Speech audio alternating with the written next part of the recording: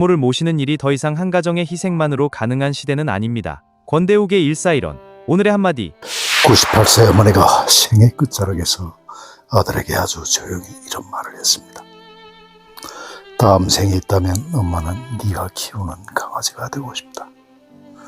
너는 문을 열고 강아지를 보면 그렇게 환하게 웃잖아. 그런데 엄마를 보면 늘 아무 표정이 없더라. 엄마가 강아지보다도 못한 거지. 젊었을 때 어머니에게 아들은 전부였습니다. 남편은 일찍 세상을 떠나고 어머니는 혼자서 아들을 키웠습니다. 힘들어도 버텼고 서러워도 참았습니다. 자기 것은 늘 뒤로 밀었습니다. 그런데 어머니가 늙고 혼자 밥 먹는 것도 힘들어지고 누군가의 손이 필요해졌을 때 아들은 어머니를 요양원에 모셨습니다. 어머니는 낯선 방에서 매일 창밖을 보았습니다. 햇빛을 본 게 아니었습니다. 집이 있는 쪽을 보고 있었습니다. 혹시 아들이 와서 엄마 집에 가자 이 한마디 해주지 않을까 기다렸습니다. 익숙한 방에서 익숙한 이불을 듣고 마지막 시간을 보내고 싶었습니다. 하지만 말하지 못했습니다. 그 집에 이제 자기 자리가 없다는 걸 어머니도 알고 있었기 때문입니다. 며느리는 이미 차갑게 말했습니다. 집에서 돌아가시게 하면 안 돼요. 기분도 찝찝하고 나중에 집도 팔기 어려워요. 노인이 집에서 돌아가시는 게 무섭다고 했습니다. 불편하다고 했습니다. 어머니는 다 알고 있었습니다. 그래도 아무 말도 하지 않았습니다. 그러던 어느 날 아들이 요양원에 찾아왔습니다. 아들은 침대 옆에 앉아 물었습니다. 엄마, 마지막으로 하고 싶은 거 있어? 어머니는 집에 가고 싶다고 말하고 싶었습니다. 하지만 끝내 섞였습니다. 그리고 이렇게 말했습니다. 다음 생이 있다면 엄마는 네가 키우는 강아지가 되고 싶다. 아들은 멈칫했습니다. 엄마, 왜 그런 말을 해? 어머니는 눈물이 고인 채 조용히 말했습니다. 엄마도 알아. 이제 쓸모없는 사람이 된 거. 너희 집에 있을 때도 매일 조심했어. 말 한마디 잘못할까봐. 너희 기분 상하게 할까 겁이 났어. 엄마가 잠깐 밖에 나가 걷고 싶다. 햇볕 좀 쬐고 싶다고 하면 네 아내는 창가에 앉아있으면 된다고 했지. 그런데 강아지는 매일 즐겁게 산책시키더라. 강아지 밥도 따로 챙기고 목욕도 시키고 발도 닦아주더라. 너도 퇴근하고 들어오면 강아지부터 보고 웃었어. 아이처럼 웃더라. 그런데 엄마는 잘 보지도 않았지. 네가 강아지에게 주는 다정함을 조금만 엄마에게 줬어도 엄마는 정말 행복했을 거야. 아들은 고개를 숙였습니다. 가슴이 바늘로 찔리는 것처럼 아팠습니다. 그때서야 알았습니다. 어머니는 아들을 원망하려던 게 아니었습니다. 아들이 늙었을 때를 걱정하고 있었습니다. 어머니는 떨리는 목소리로 말했습니다. 사람은 다 늙는다. 너도 네 아이에게 효도를 가르쳐야 해. 나중에 네가 엄마처럼 외롭고 힘들게 늙으면 엄마는 마음이 놓이잖아. 아들은 울었습니다.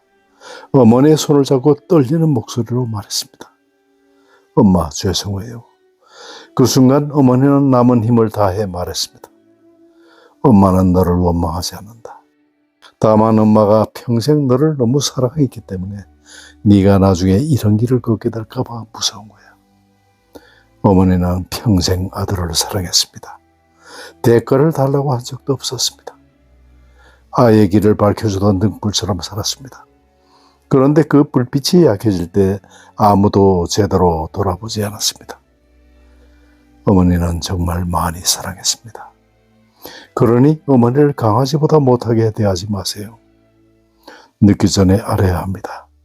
어머니도 가장 따뜻하게 대해야 할 사람입니다. 엄마가 잠깐 밖에 나가 걷고 싶다. 햇볕 좀 쬐고 싶다고 하면 네 아내는 창가에 앉아있으면 된다고 했지. 그런데 강아지는 매일 즐겁게 산책시키더라.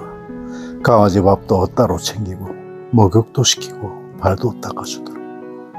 이 이야기를 들으면 많은 어르신들이 서운함과 외로움을 느끼실 겁니다.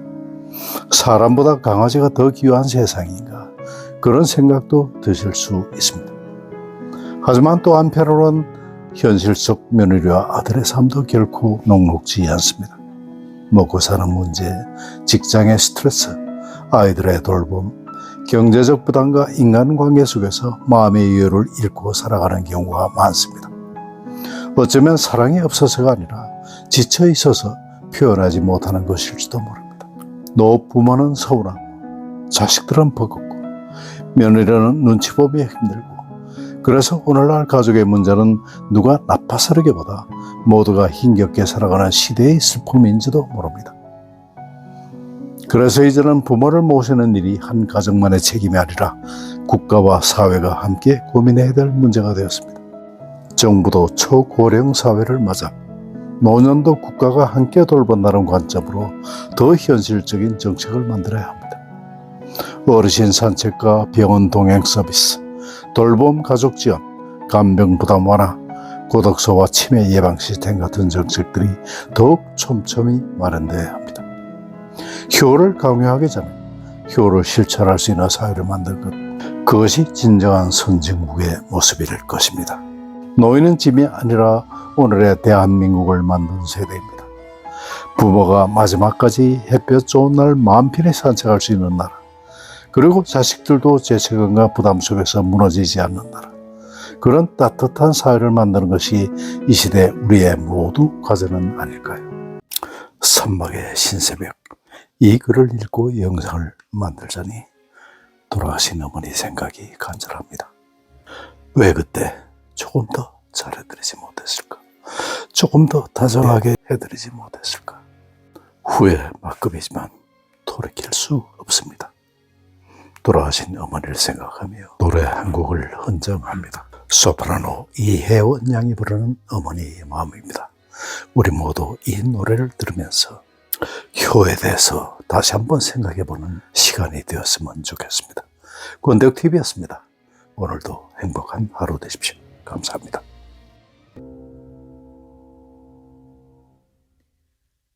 나시제 괴로움 다 잊으시고 길을 제 밤낮으로 애쓰는 마음, 진 자리 마른 자리 가라니시며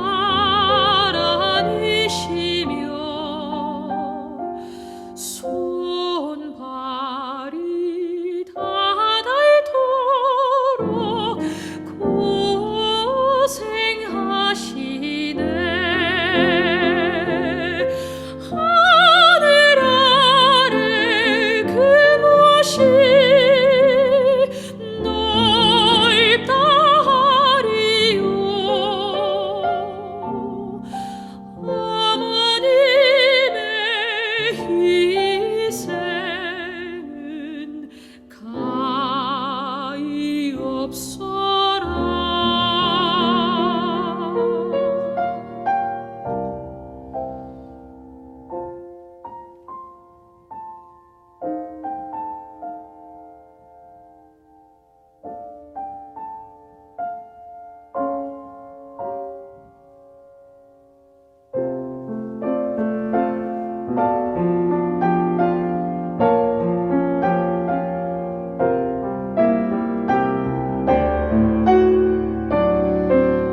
어려서 남고 없고 올라주시고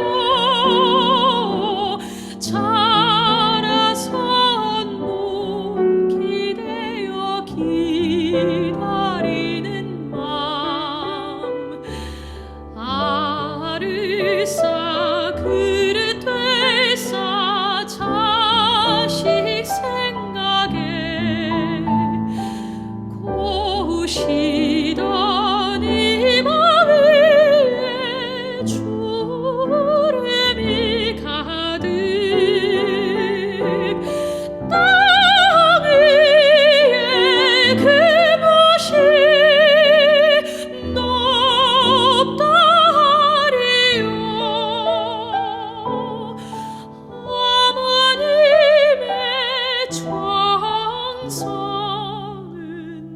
지극하여라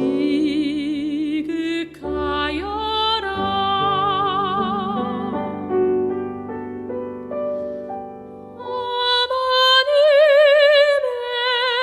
사랑은